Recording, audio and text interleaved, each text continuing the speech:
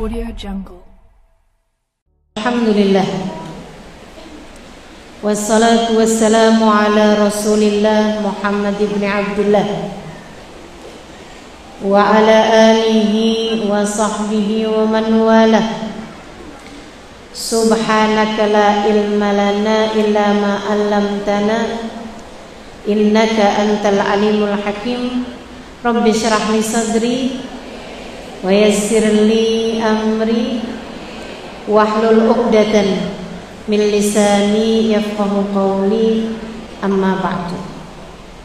Alhamdulillah, sama-sama kita hormati, kita sayangi segenap pengurus dari Majelis Ta'lim Al-Ittihad, Muslimah Al-Ittihad.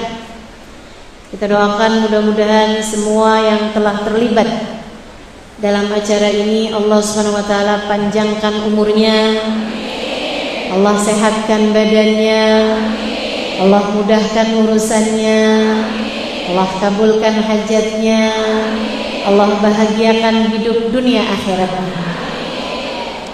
Segenap pimpinan-pimpinan pondok pesantren, pimpinan-pimpinan majelis ta'lim, para khubabah, para syarifah, serta tentu saja semua yang hadir di majelis ini, baik ibu-ibu, kakak-kakak, adik-adik, anak-anak, yang mudah-mudahan semuanya dirahmati dan dicintai Allah, disayangi dan disyafaati Nabi besar Muhammad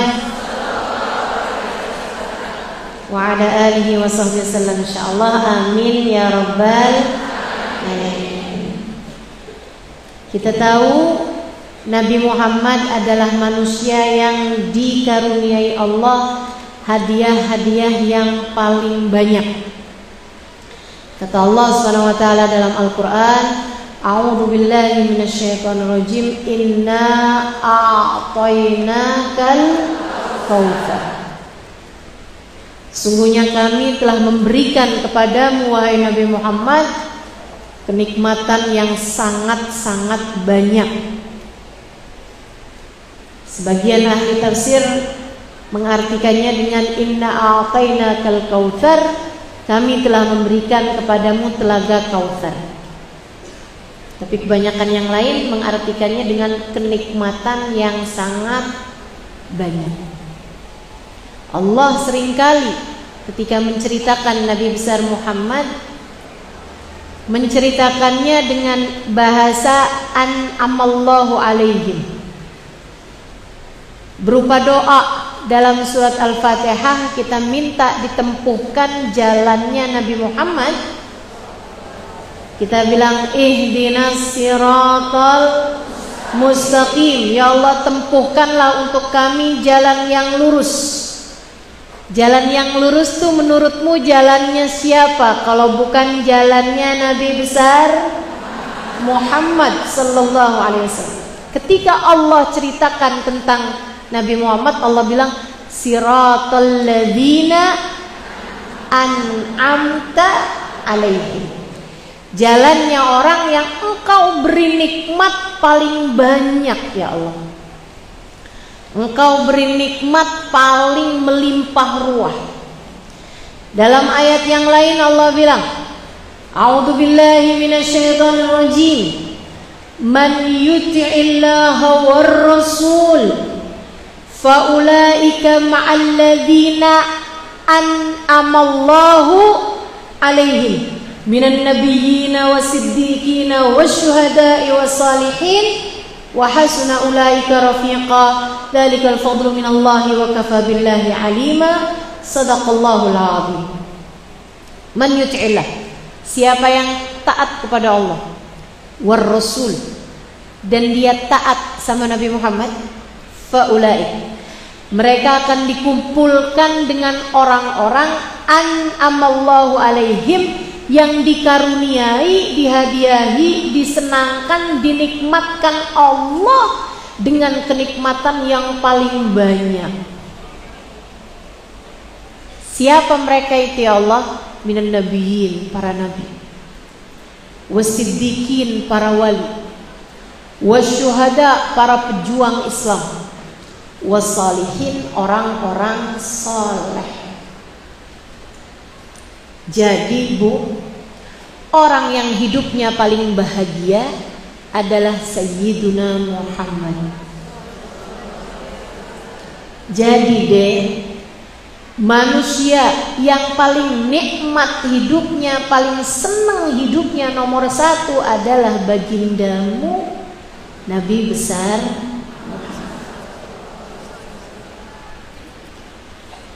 Orang yang hidupnya paling bahagia, paling senang itu nomor satu para nabi. Juaranya adalah Sayyiduna Muhammad. Jadi jangan kamu kira bahwa ikut jalannya Nabi Muhammad itu sengsara, kamu terbalik. Jangan kamu kira bahwa jadi orang yang taat kepada Allah, taat kepada Rasulullah, ikuti jalannya Allah, ikuti jalannya Rasulullah, hidup kamu akan menderita. Kamu terbalik. Jangan kamu pikir menjadi hamba Allah yang taat, menjadi umat Nabi Muhammad yang penuh cinta, hidupnya sengsara. Enggak gitu. Justru sebaliknya, mereka adalah orang-orang yang paling bahagia hidupnya, dunia sebelum kelak di hari akhirat nanti. Tapi ustazah, para nabi, para wali banyak yang miskin. Itu dia. Dari sana kita tahu bahwa nikmat paling besar bukanlah nikmatnya harta. Tapi ustazah, para wali, para nabi ada juga yang pada sakit. Itu dia. Dari sini kita tahu bahwasanya nikmat paling besar itu bukanlah nikmatnya sehat. Ada nggak tuh ustazah, para nabi, para wali mukanya nggak cakep? Banyak. Nggak semua nabi-nabi cakep-cakep, nggak semua wali-wali cakep-cakep, banyak juga yang enggak. Dari sini kita tahu bahkan wali, salah satu kasih Allah namanya Bilal bin Rabah, kita tahu budak kulit hitam dengan tubuh yang penuh dengan carut marut, bekas-bekas siksaan di zaman sebelum Islam. Dari sini kita tahu bahwa bahkan nikmatnya dikaruniai wajah cantik, wajah cakep bukanlah kenikmatan yang besar. Lantas apa sih? Kenapa Allah mengatakan para nabi, para wali, terutama baginda kita Nabi besar Muhammad, sebagai orang yang Allah karuniai nikmat paling besar? Kalau di dunia ini apa? Kalau di akhirat udah pasti kunci surga dipegangin sama Nabi Muhammad. Yang pegang bendera Nabi Muhammad. Semua nabi-nabi ada di belakang Nabi Muhammad. Kekuasaan, derajat, kemuliaan paling tinggi Allah berikan kepada Sayyidina Muhammad SAW. Di dunia apa? Salah satu dari yang Allah berikan kepada Nabi Muhammad di dunia dari kesenangan, dengerin firman Allah Ta'ala. A'udzu billahi minasyaitonir rajim. Bismillahirrahmanirrahim. Alam nashrah laka sadrak wa wada'na anka wizrak alladhi anqadha dhahrak wa rafa'na laka dhikrak fa inna ma'al usri yusra inna ma'al usri yusra fa idza faragta fansab wa ila rabbika farghab. Sadaqallahul azim.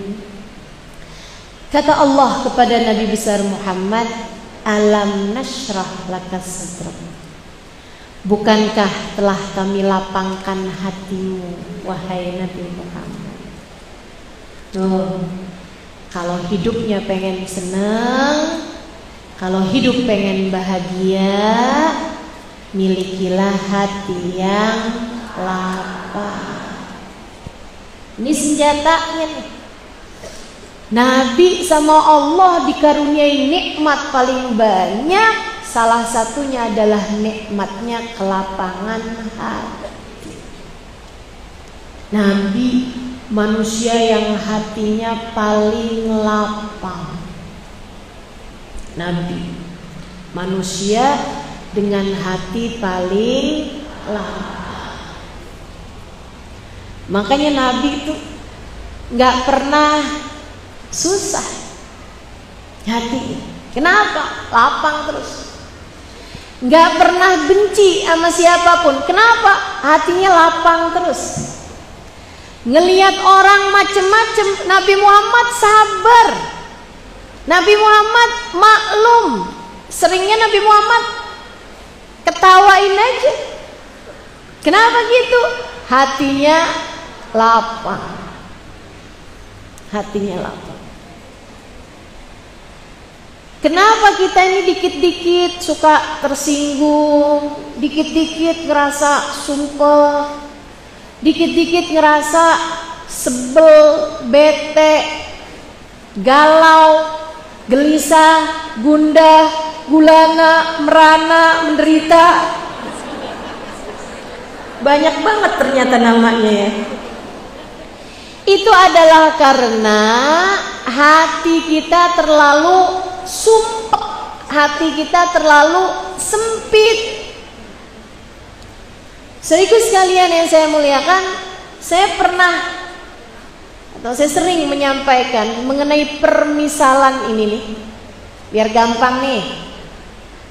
Ada seorang murid ngaduin sama gurunya permasalahan dalam hidupnya, terus setiap hari ngeluh mulu, tiap hari ngadu mulu, tiap hari curhat mulu sama gurunya. Hari ini saya sebel sama abang saya, ntar besoknya lagi, mama kenapa sih suka banding-bandingin saya, besokannya lagi, papa nih kenapa nggak sayang sama saya, terus ya ada aja.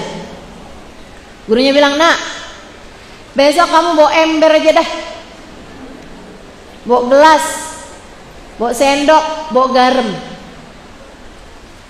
Muridnya walaupun dia nggak ngerti kenapa, tapi sebagai murid sami'na. Kita tuh kalau dibilangin sama guru kita apaan aja dengerin, laksanakan. Bahkan jika nggak ngerti sekalipun, bahkan jika bertentangan dengan keinginanmu sekalipun, nggak boleh foto, nurut aja udah. Jangan pelan-pelan. Foto juga. Pas ditegur sama sebelahnya, nggak boleh foto loh.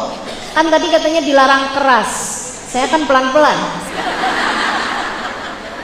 Ada aja. Ikut aja walaupun nggak sesuai sama keinginanmu. Saya foto bukan buat diupload kok, buat bisa ngebayangin muka ustazah kalau lagi dengerin online. Nggak apa-apa, diinget di hati aja, disimpan di hati aja. Kalau kamu simpen di memori HP,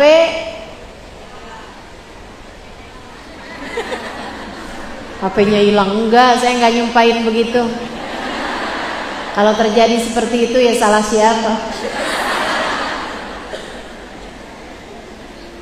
Tapi kan susah jaganya gitu maksud saya. Saya cuman kepengen biar muka saya nggak dilihat sama laki-laki yang bukan mahram. Masa saya mau jaga diri segitu aja, teman-teman nggak mau bantuin, bantuin dong. Gitu ya. Sami'na. Kayak si murid ini tadi. Besokannya dibawa ember, dibawa gelas, dibawa garam, dibawa sendok. Gurunya bawa dia ke tepi danau, dekat air sumber, danau yang sangat bersih air. Diambilnya air sama gurunya tersebut di danau tadi ini, kemudian taruh di gelas, ditaruh lagi di ember. Diambil sesendok garam, masukin ke gelas, diaduk, minum, diminum sama muridnya. Asin banget. Gimana rasanya? Asin banget guru. Ditaruh lagi sesendok tadi itu di air seember. Coba rasain. Asin juga, tapi nggak terlalu. Gurunya kemudian lemparkan sesendok garam tadi itu ke danau, ke air sumber. Diambil segelas. Coba sekarang minum. Asin? Enggak. Dia bilang, nak, hatimu persis kayak gitu. Ujian dalam hidup itu mirip sesendok garam. Ujian dalam hidup mirip sesendok garam. Allah nggak akan kasih ujian di luar batas kemampuan. La yukallifullahu nafsan illa, Allah mustahil memberi ujian di kehidupan dunia ini di luar batas kemampuan. Mustahil. Nggak akan ujianmu di luar batas kemampuanmu. Semuanya sama-sama sesendok garam. Sama.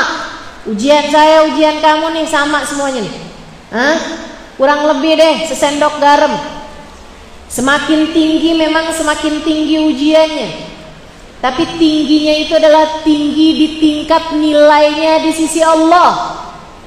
Bukan tinggi secara jabatan duniawi, bukan. Tinggi di sisi Allah. Kata Nabi Muhammad, al-bala muwakkalun bil anbiya thummal awliya thummal adna fal adna. Ujian kehidupan tuh paling besar datang kepada para nabi karena tinggi nilai mereka di sisi Allah. Thummal awliya, kemudian para wali. Thummal adna fal adna, kemudian lebih turunnya lagi, lebih turunnya lagi. Artinya sesuai dengan nilaimu di sisi Allah, segitu pula lah nilai ujianmu. Mustahil di luar batas kemampuan. Sesendok garam. Hanya saja kalau kenanya ke air gelas, rasa asinnya terasa. Ujiannya sesendok garam. Kalau kenanya di hati yang sempit seukuran gelas, asinnya terasa. Sebelah undang hajatan, dia nggak diundang. Rasanya kayak kiamat. Sekedar WhatsApp nggak dibales, ya Allah, dunia runtuh.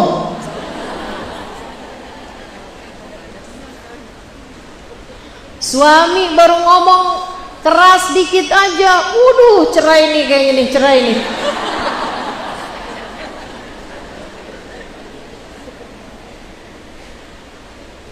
Anak sekolah nggak naik kelas, rasanya kepengen dibom sekolahnya.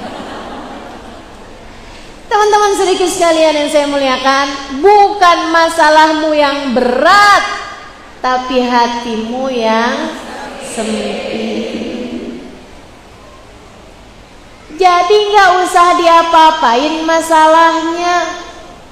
Bukan diperkecil masalahnya, tapi diluaskan hatinya. Ingat itu. Pokoknya tiap kali kamu lagi datang ujian, ya Allah berat banget ya Allah, balikin lagi. Jangan-jangan bukan berat masalahnya, hati saya nih yang kesempitan. Legain, gedein hatinya, gedein hati. Yang lapang hati. Kalau udah gede hatinya, semuanya jadi jauh lebih ringan. Tapi gimana Ustazah caranya ngelapangin hati? Kalau bikin lebar baju saya ngerti nih caranya. Tapi kalau bikin lebar hati gimana caranya? Gampang. Hati itu ukurannya seukuran dengan apa yang kamu masukkan. Ingat, hati ukuran dan nilainya sesuai dengan apa yang kamu masukkan. Kalau yang kamu masukkan barang-barang kecil, maka hatimu akhirnya jadi terus-terusan kecil. Barang kecil itu apa? Makanan.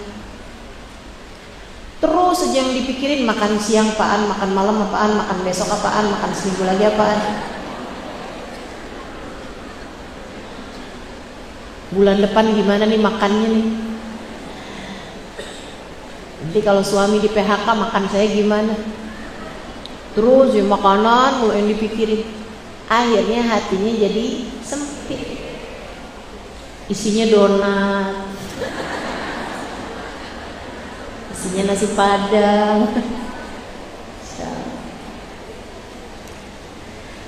Kalau hatimu kamu isi dengan hal-hal yang kotor, hatinya akan jadi kotor. Orang itu ya dasar, sebutin tuh nama binatang najis mughalladhah. Akhirnya hatimu jadi najis, hatimu jadi kotor, teman-teman saya sekalian. Isinya kebencian, isinya kedongkolan, isinya kemarahan, kotor hati. Hal-hal kecil-kecil yang bukan urusannya dipikirin, artis cerai. Tetangga bukan, saksi bukan, dapat harta gono gini kagak, tahu bener permasalahannya, sampai ngerti hak asuh anak jatuhnya ke siapa. Mau-maunya hati diisi sama hal-hal yang sebegitu remehnya. Ini nggak remeh Ustazah, perceraian. Tapi kan bukan perceraianmu dah. Kamu nggak akan dihisab atas perceraian orang lain. Udahlah. Saudaraku sekalian yang saya muliakan, tuh hal-hal kecil tuh. Kalau kamu terus-terusan isi hati kamu sama hal-hal yang enggak jadi urusanmu, atau kamu isi dengan kebencian, hal-hal yang kotor, atau kamu isi dengan hal-hal yang remeh seperti yang tadi saya sampaikan, hatimu ukurannya jadi kayak begitu. Akan tetapi kalau kamu isi hati dengan hal yang besar, apa yang besar? Apakah Allah sudah ridho kepadamu? Apakah di saat ajal datang menjelang, aku akan mati husnul hati? Seperti apa saya dalam pandangan Allah? Nabi Muhammad udah kenal dan perhatian belum ya sama saya secara khusus? Sudahkah saya menjadi seseorang yang dipandang oleh Nabi Muhammad dengan pandangan kasih sayang? Apakah di akhirat nanti saya akan ada dalam rombongan Nabi Muhammad? Selamatkah saya di saat hisab? Selamatkah saya di saat melewati jembatan Sirat?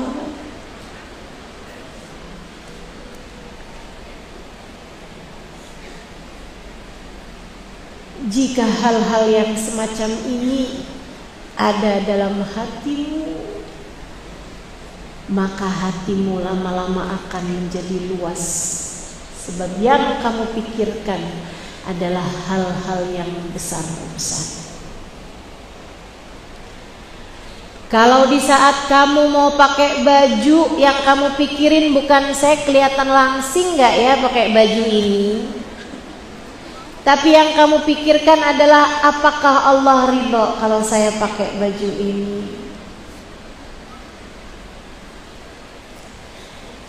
Jika saat kamu berbuat sesuatu yang kamu pikirkan adalah pandangan Allah kepadamu, yang kamu pikirkan adalah pandangan Nabi besar Muhammad kepadamu, Nabi bangga gak ya punya umat kayak saya? Terus begitu. Ketika kamu setiap kali mau ngomong sama suami, yang kamu pikirkan, kalau saya ngomong begini Allah ridho apa enggak sama saya? Kalau saya ngomong begini, Nabi Muhammad malu enggak punya umat kayak saya? Setiap kali kamu melakukan apapun yang jadi landasannya adalah Allah dan Rasulnya, hatimu akan menjadi luas. Sebab orang saat mengingat Allah, Allah akan bersamanya. Demikian pula dengan Nabi kita Muhammad. Setiap kali kita berselawat padanya, setiap kali kita mengingatnya, itu kayak semacam kita telepon kepada Nabi kita Muhammad alaihi wassalam. Saudara sekalian, Nabi Muhammad akan semakin mengenal kita. Ketika hati sudah ada Allah di dalamnya, hatimu akan menjadi tempat paling luas yang ada. Dengarkan hadis qudsi yang disampaikan Nabi Muhammad alaihi wasallam. Allah berfirman, "Lan yasa'ani ardi wala samai, walakin yasa'ani qalbu abdiyal mu'min." Aku tidak muat, kata Allah, aku tidak muat di tempat kecil bumi, aku tidak muat di tempat kecil langit, aku hanya muat di tempat luas tak terbatas, hati seorang hambaku yang beriman. Artinya ketika ada Allah dalam hatimu, hatimu bahkan lebih luas daripada bumi dan langit.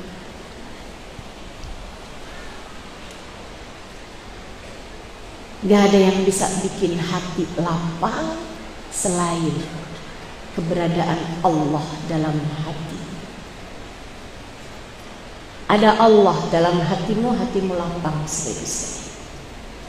Dan gak ada yang lebih bikin indah hati. Gak ada yang lebih bisa bikin indah hati daripada keberadaan bagindamu Nabi besar Muhammad. Fa'innahu zinatul wujud, karena sungguhnya Nabi Muhammad adalah hiasan semesta. Jika hatimu berhias dengan Nabi Muhammad, hatimu akan menjadi tempat terindah yang ada di atas muka. Yuk belajar buat gedein hati, insya Allah. Gak usah terlalu dipikirin omongan orang, gak akan bisa bikin apa-apa juga buat kamu. Gak usah terlalu dipikirin tetangga mau ngomong apa, yang penting kamu benar. Bu, kalau kamu mau ngikutin omongan orang, gak pernah ada bener-benernya.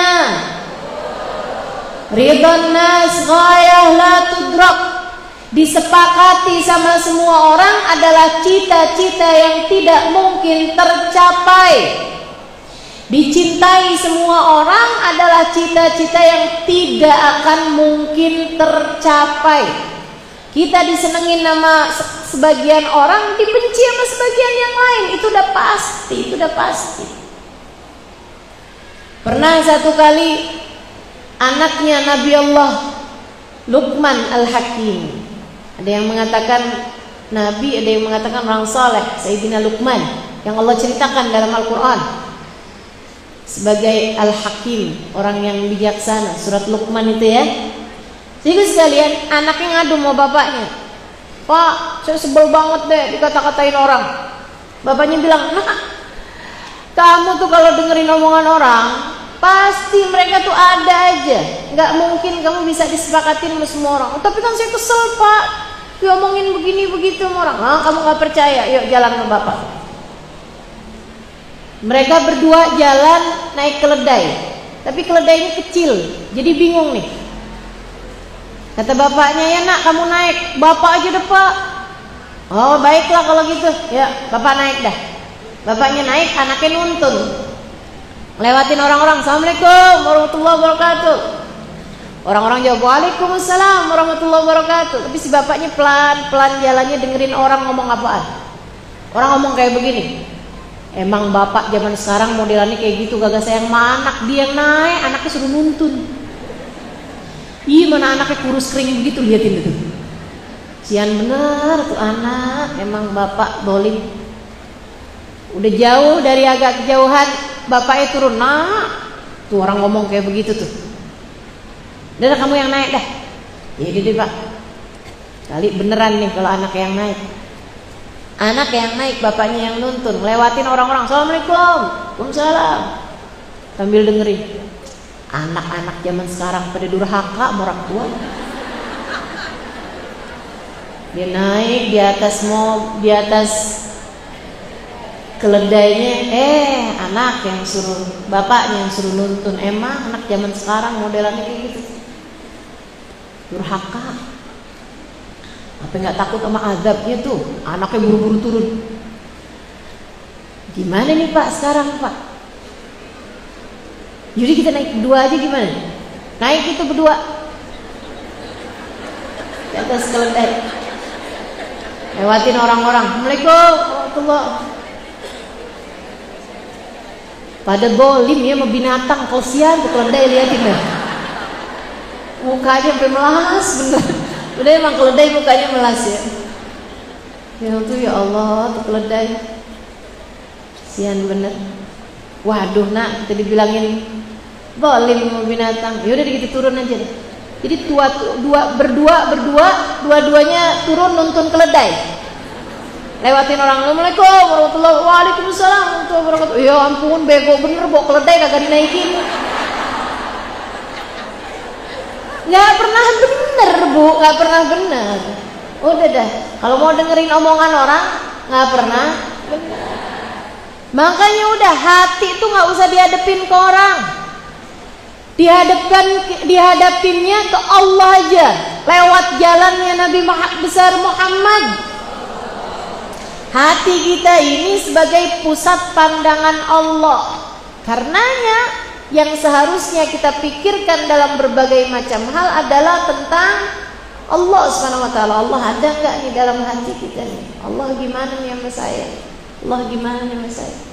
Selagi kamu tahu jalan yang kamu tempuh benar, ngikutin aturan Allah, lewat jalan Nabi besar Muhammad sallallahu alaihi wasallam, bismillah, bismillah terjadi. Kata Nabi Muhammad, "Ana kiblatu arwahikum." Aku adalah kiblat bagi hati kalian. Hati kamu adepin kepada Nabi besar Muhammad. Orang tuh mau ibadahnya kayak gimana, kalau hatinya nggak ngadep Nabi Muhammad, nggak cinta sama Nabi Muhammad, kayak orang sholat tapi ngadepnya nggak ke arah kiblat. Sholatnya diterima apa enggak? Ada orang masuk masjid sini nih, Al-Ittihad, dia terus ngadep ke arah pintu kanan, Allahu Akbar. Walaupun sholatnya benar, walaupun bacaannya fasih, tetap nggak bakalan diterima. Kenapa? Nggak ngadep ke arah kiblat. Mesti benar dulu ngadepnya ke arah kiblat. Demikian kata Nabi Muhammad, aku adalah kiblat bagi hati kalian. Makanya pastiin, kalau kepengen hidupmu bahagia, pastikan dua hal. Satu, apakah dalam hatimu ada Allah? 2, apakah hatimu punya cinta kepada Rasulullah? Kalau keduanya udah benar, hatimu ada Allah sebagai kamu, tujuanmu hidup, cari ridha Allah, kerjakan aturan Allah, Allah, Allah, Allah di hati kita. Kemudian kamu punya cinta sama Nabi besar Muhammad, kamu sudah berada di jalan yang tepat dari kebahagiaan dunia sebelum kelak kebahagiaan akhirat. Tapi selagi hatimu belum ada Allah dan Rasulnya, silahkan cari apa yang kamu mau cari, silahkan dapatkan apa yang kamu mau dapatkan. Tetap aja hatimu hampa, tetap aja kamu merasa galau gelisah, tetap aja kamu terus mencari. Makanya Bu, yang pada bilang bahwa ternyata harta bukan segalanya, kebanyakan orang miskin, orang kaya. Orang kaya yang udah tahu dia udah punya banyak harta, ternyata harta bukan segalanya. Ternyata bahagia letaknya tidak pada harta. Kenapa mereka ngomong kayak gitu? Karena mereka udah tahu duit saya banyak, tapi kok hati tetap gelisah. Ya iya, bukan di sana kok letaknya. Letaknya ada pada alam nasrah. Bukankah telah kami lapangkan hatimu, wahai Nabi Muhammad? Hatinya lapang sampai enggak tersisa kebencian terhadap siapa? Nabi kita Muhammad. Nabi kita Muhammad. Orang udah bikin jahat kayak apapun, ada tuh sepupunya Nabi Muhammad jahat waktu nggak beriman. Dia suka ngebocorin posisi Nabi, ntar dia ada aja gitu. Akhirnya ketika Nabi Muhammad datang untuk Fathu Mekah, dia termasuk di antara orang yang memutuskan masuk Islam. Dia masuk Islam, dia ngantri mau ketemu sama Nabi Muhammad. Nabi begitu melihat dia, Nabi Muhammad lebar senyumnya, dia udah mikir aja, ya ampun, saya jahat banget dulu sama Nabi Muhammad. Gimana nih sekarang saya mau ketemu sama Nabi Muhammad nih. Begitu dia ketemu sama Nabi Muhammad, Nabi senyumnya lebar, direngkuhnya, dipeluk sama Nabi Muhammad alaihissalam. Ahlan wa sahlan, ahlan wa sahlan. Gampang. Nabi maafin orangnya gampang, nggak mikir-mikir. Nabi mau diracun, kita tahu tuh ceritanya ya kan. Nabi mau diracun. Waktu mau makan dagingnya bilang, la tamussanni ya Rasulullah fa innani masmum. Tolong jangan sentuh aku wahai Rasul, aku sudah diberi racun. Nabi nggak jadi makan, sahabat nggak ada yang jadi makan. Nabi tanya, siapa yang masak? Perempuan Yahudi. Kamu taruh racun di makanan ini? Iya emang. Ngakunya cepet, jadi nggak ada persidangan panjang. Kenapa kamu taruh racun di makanan Nabi Muhammad? Ya kalau dia Nabi pasti dijaga sama Tuhan. Kalau dia bukan seorang Nabi, biar mati aja makan racun saya. Gimana nih Rasul? Nabi nggak ada ceritanya. Ya udah nggak apa-apa, maafin, tapi dia suruh makan nih dagingnya. Gak gitu. Nabi Muhammad bilang, amma min haqqi faqad afawtu. Adapun dia berusaha mencelakakan saya sudah memaafkan dia. Gampang, maafin. Gampang. Nabi pergi ke pasar. Awal-awal Islam, awal-awal Nabi diangkat jadi seorang Rasul. Kelihatan ada emak-emak baru habis belanja. Ini emak-emak suka kayak gini nih. Belanja nggak mikir gimana caranya bawa. Melihat kentang kayaknya seger, lihat cabai kayaknya seger, beli, abis itu bingung, angkutnya gimana ya? Ada yang pernah begitu? Mana orangnya? Oh ini rupanya. Habis itu dia bingung gimana ngangkutnya. Nabi samperin dia bilang, "Bu, mau saya angkutkan?" Boleh deh angkutin. Dikirain dia nih Nabi Muhammad orang tukang angkut barang di pasar. Ya udah kalau gitu, dibawain Nabi sampai perempuan ini lenggang kangkung, nggak bawa apa-apa. Bawa tuh Nabi berat-berat belakang atas. Udah, baru jalan berapa langkah, rumahnya ternyata jauh di luar kota Mekah.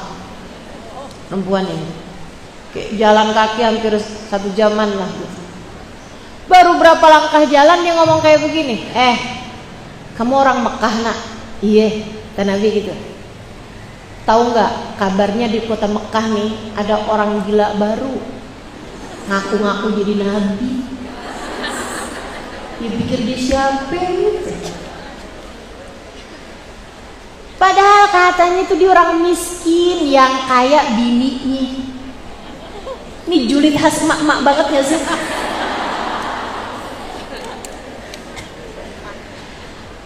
Saya rasa sih emang dia rada gila tuh orang. Dia nggak mikir gitu. Itu Nabi dicaci maki sama dia habis-habisan sepanjang jalan. Nabi senyum-senyum aja. Sallallahu alaihi wasallam. Kenapa Nabi bisa kayak begitu tuh? Nggak tersinggung, nggak apa. Hatinya penuh sama Allah.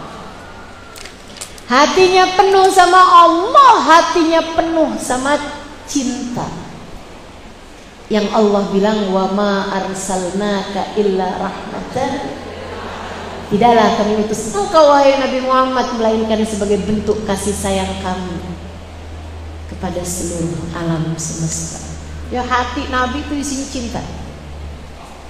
Kamu kalau kayak gitu juga, hatinya penuh dengan cinta, hidupmu bahagia teman-teman. Ngelihat suami cinta, lihat anak cinta, lihat tetangga cinta, lihat teman cinta, lihat saudara cinta, lihat siapa kayak cinta aja semuanya. Kalau kamu lihat ini sebel, lihat itu sebel, ya udah dah, sengsara udah susah. Nah, hatinya lapang, isinya Allah, isinya cinta. Sampai di rumah orang itu, habis nyampe di rumah orang itu, kan Nabi umurnya 40-an tuh, awal-awal jadi Nabi. Memang nggak tua, masih muda. Nabi nanya lagi, "Bu, mau ditaruh sini aja apa sekalian ke dapur?" "Dapur nak, sekalian biar saya nggak ngangkat-ngangkat lagi." Ya udah dibawa tuh Nabi ke dapur. Habis selesai orangnya mau ngasih duit sebagai upah bawain barang, sama Nabi ditolak. "Enggak Bu, makasih." Lah, jadi kamu bawain barang saya dari pasar tadi tuh bukan buat dapetin ongkosnya? "Enggak Bu, bukan. Saya kesian aja tadi lihat ibu bawa barang berat." "Ya ampun nak, orang baik juga di Mekah. Saya bahkan belum tahu nama kamu tuh siapa nak. Kalau aja anak saya ada yang belum kawin nih saya jodohin nama kamu." "Siapa nama kamu?" "Saya Muhammad bin Bukan Muhammad yang lo tadi kan? Saya ceritain bukan kan?" Nabi Muhammad bilang, "Ananda, saya itulah yang ibu tadi ceritain." Tapi maksud saya tuh kehilangan kata-kata, mendadak nggak ngerti bahasa. Udah, Nabi gitu aja tuh jalan. Sallallahu alaihi wasallam. Lapang hatinya, lapang hati. Diapain aja lapang hatinya. Sallallahu alaihi wasallam. Alam nasyrah, bukankah telah kami lapangkan hatimu wahai Nabi Muhammad. Makanya ini saya ajari. Kamu tiap kali ngerasa hatimu sempit, cobain sholawatan. Dek, Kamu saat ngerasa hatimu sempit bukan karena saya kayaknya perlu healing. Enggak. Kamu perlu lebih dekat dengan Nabi Muhammad, manusia yang diberi Allah kelapangan hati paling luas. Coba deketin lagi Nabi Muhammad. Saya mesti gimana cara ngedeketinnya Ustazah? Paling gampang sih sholawatan. Makanya saya juga gitu, kalau lagi sempit-sempit hati kayak berasa ada hal yang saya nggak enak gitu, daripada ngapa-ngapain mendingan wudu, sholat 2 rakaat, sholat sunnah hajat, sholat sunnah duha kalau waktunya pagi gitu kan, surah witir kalau waktunya malam. Habis itu duduk pegang tasbih, sholawatan aja, enak sholawatan aja. Allahumma sholli ala sayyidina Muhammadin tibbil qulubi wa dawaiha wa afiyatil abdan wa shifaiha wa nuril absari wa diyaiha wa ala alihi wa sahbihi wa sallim. Allahumma sholli ala sayyidina Muhammadin tibbil qulubi wa dawaiha wa afiyatil abdan wa shifaiha nuril absari wa diyaiha wa ala alihi wa sahbihi wa sallim. Ya Allah, sampaikanlah salawat salam kami kepada Nabi kami Muhammad sallallahu alaihi wasallam. Tibbil qulub. Ya Allah, jadikan Nabi Muhammad obat buat hati-hati kami. Jadikan Nabi Muhammad dokter buat hati-hati kami. Ya Allah, biar hati kami benar, biar hati kami lapang, jadikan Nabi Muhammad sebagai dokter benar. Dengan berkat Nabi Muhammad, sembuhkanlah hati kami, luaskan hati kami, lapangkan hati kami. Gitu. Bismillah, cobain. Alam nashrah. Salah satu hal besar yang Allah berikan kepada baginda kita Nabi besar Muhammad sallallahu alaihi wasallam adalah kelapangan. Alam nashrah laka sadrak wa wada'na anka wizrak. Wahai Nabi Muhammad, telah kami lapangkan hatimu dan telah kami angkat beban yang ada dalam dirimu. Apa bebannya Nabi Muhammad? Saya kasih tahu.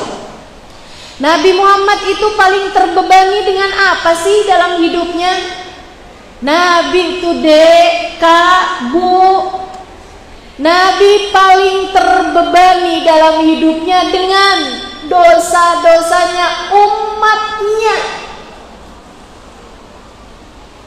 Yang paling Nabi khawatirkan adalah dosa-dosanya umatnya, yang membuat umatnya nanti di hari akhirat gak selamat, yang membuat umatnya nanti di hari akhirat gak bisa masuk surga, yang membuat umatnya nanti di hari akhirat akan Allah siksa di dalam api neraka. Itu yang paling membebani Nabi Muhammad. Karenanya Nabi pikirin. Tiap malam dalam hidupnya Nabi Muhammad bilang, ya Allah ampuni umatku, ya Allah ampuni umatku, ya Allah ampuni umatku, ya Allah. Terus didoain sama Nabi Muhammad. Saudariku sekalian, sampai satu hari Nabi Muhammad bangun dari tidur senyum lebar banget. Sayyidah Aisyah nanya, ma'adhakaka ya Rasulullah, apa yang membuatmu tertawa sedemikian sumringah, seneng banget gitu, kenapa wahai Rasul? Nabi Muhammad bilang, wahai Aisyah, sewaktu aku tidur tadi, aku diturunkan ayat lebih aku sukai daripada dunia dan seisinya. Waktu aku tidur tadi, diturunkan kepadaku ayat lebih aku sukai daripada andai aku diberi dunia dan seisinya. Apa itu wahai Rasulullah? Nabi Muhammad membacakan, a'udzubillahi minasyaitonir rajim. Bismillahirrahmanirrahim. Inna fatahna laka fathan mubina liyaghfira lakallahu ma taqaddama min dhanbika wa ma ta'akhkhar. Sungguhnya kami akan bukakan untukmu pembukaan kota Mekah dan kami ampuni dosa-dosamu wahai Nabi Muhammad. yang lalu maupun yang akan datang. Nabi Muhammad faham, Nabi Muhammad mengerti, Nabi Muhammad tahu beliau tidak pernah berbuat dosa. Nabi Muhammad sangat faham beliau tidak punya dosa. Tapi Nabi Muhammad segitu senangnya ketika diturunkan ampunan. Kenapa? Sebab Nabi Muhammad faham bahwa ampunan yang Allah berikan kepada Nabi Muhammad dapat dibagi-bagikan oleh Nabi Muhammad kepada umatnya. Itu sebabnya Allah bilang wa wada'na anka wizra.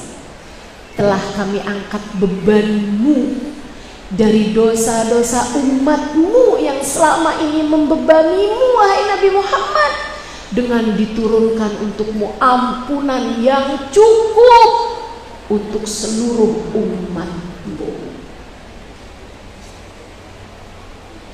Semua dosa-dosa kita bisa habis kalau dipakai saldo ampunannya Nabi Muhammad. Keburu semuanya, cukup semuanya.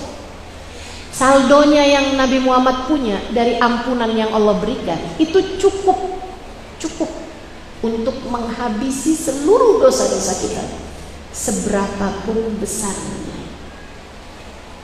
Wa wada'na anka alladzi anqadha dhahrak, yang selama ini membebani pikiranmu, selama ini memberatkan punggungmu, kami angkat wahai Muhammad dengan kami turunkan ampunan yang mencukupi untuk seluruh umat.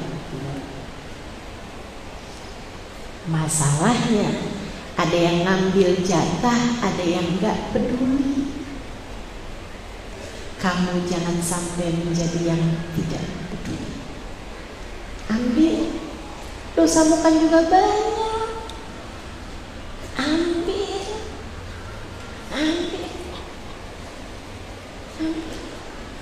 Gimana cara ngambilnya Ustazah?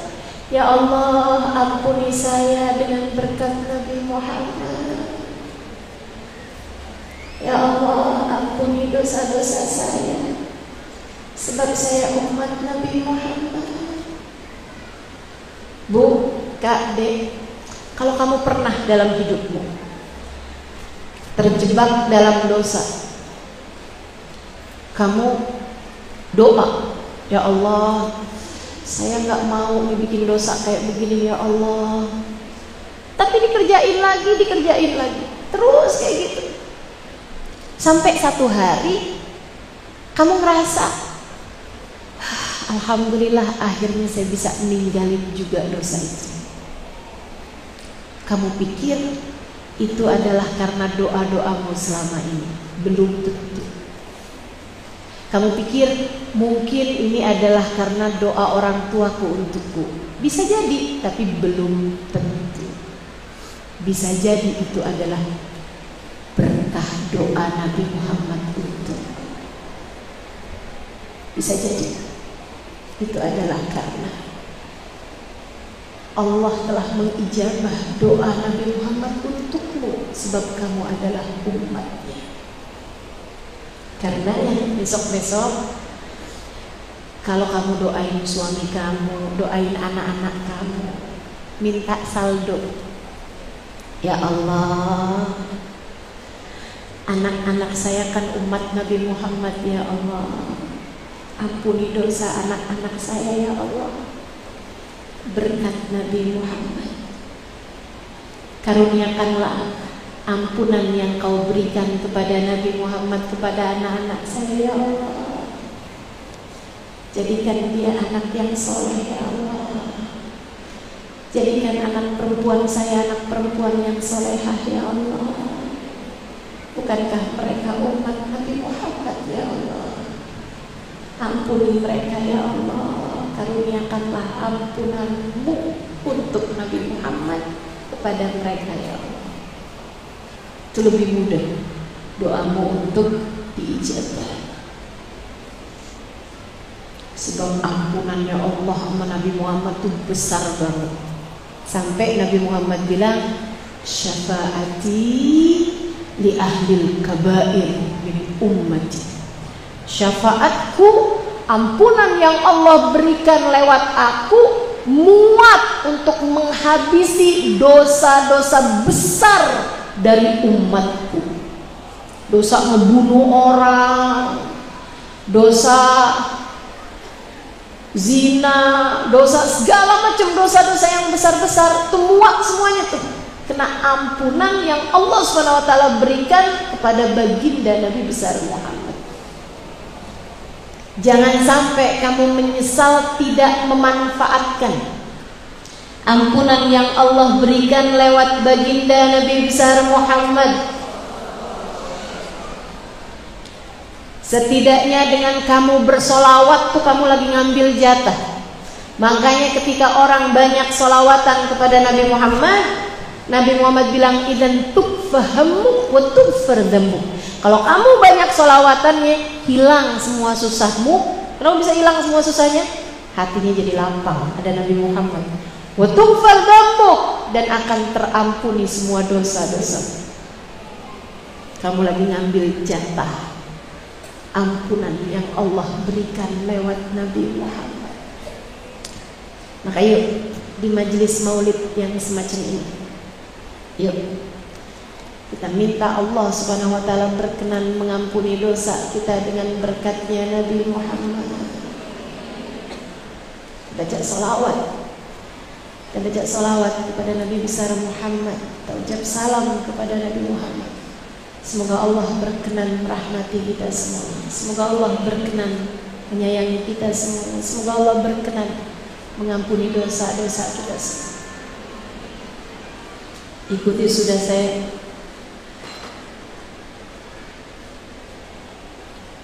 Innallaha wa malaikatahu yusalluna 'alan nabi.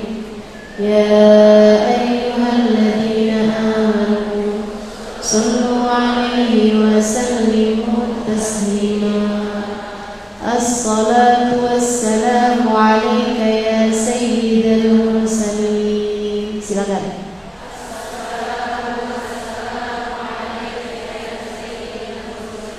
As-salatu wassalamu 'alaika ya khataman nabiyyin. As-salatu wassalamu 'alaika ya man arsalakallah rahmatan lil alamin. As-salatu wassalamu 'alaika ya Rasulullah. As-salatu wassalamu 'alaika ya Habiballah. As-salatu wassalamu 'alaika ya Safiyallah. As-salatu wassalamu 'alaika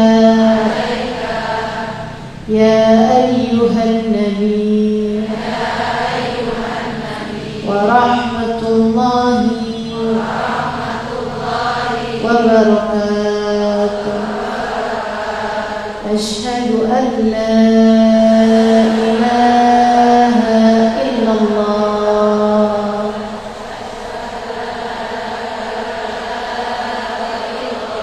wa asyhadu anna Muhammadar Rasulullah. Allahumma salli ala sayyidina Muhammad wa ala ali sayyidina Muhammad kama sallaita ala sayyidina Ibrahim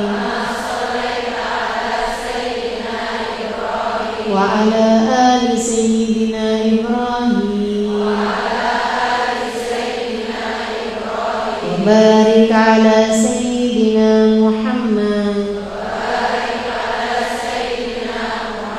wa ala ali sayyidina Muhammad kama barakta ala sayyidina Ibrahim wa ala ali sayyidina Ibrahim fil alamin innaka Hamidum Majid. Ya Allah, pandanglah semuanya dengan pandangan kasih sayang. Lihatin semuanya ya Allah. Ada yang dosanya banyak tapi kecil-kecil, ada yang dosanya sedikit tapi besar-besar, ada yang dosanya parah ya Allah, ada yang dosanya masih amatiran ya Allah, tapi hatinya sangat tertarik padanya. Ya Allah, lihatin semuanya ya Allah, dengan segala aib-aib yang ada dalam dirinya, dengan segala keadaan-keadaan dan catatan-catatan perbuatan hidupnya. Ada banyak di antara kami yang andai aibnya dibuka di hadapan orang lain, niscaya ia tidak akan punya muka untuk dihadapkan. Ya Allah, ya Allah, ya Allah. Dosa-dosa membuat kami malu untuk meminta padamu. Aib-aib diri membuat kami malu untuk dekat denganmu. Akan tetapi kami punya andalan, kami punya Nabi Muhammad, kami umat Nabi Muhammad. Ya Allah, ampunilah kami dengan ampunanmu kepada Nabi kami Muhammad. Bagikanlah ampunan itu untuk kami ya Allah. Ampuni kami dengan berkat Nabi Muhammad. Ampuni kami sebab kami umat Nabi Muhammad. Ya Allah, ampunanmu sebesar itu untuk Nabi Muhammad. Untuk siapa jika bukan untuk kami umatnya? Bukankah para kekasih-kekasihmu dari umat Nabi Muhammad tak lagi memerlukan ampunan, sebab mereka adalah orang-orang tercinta, ahli taat di jalanmu. Kamilah yang berhak untuk itu ya Allah.